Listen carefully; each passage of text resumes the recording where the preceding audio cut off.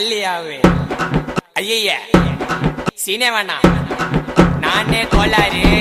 ஐயோ பல்லு சாமா ரேம்பு சாமா விதவிதமா பொருளி தொண்டையில தான் குத்துனாக்கா வராதுடா குரலி. டேய் கோயந்தன் அப்படியே வெட்டுறா.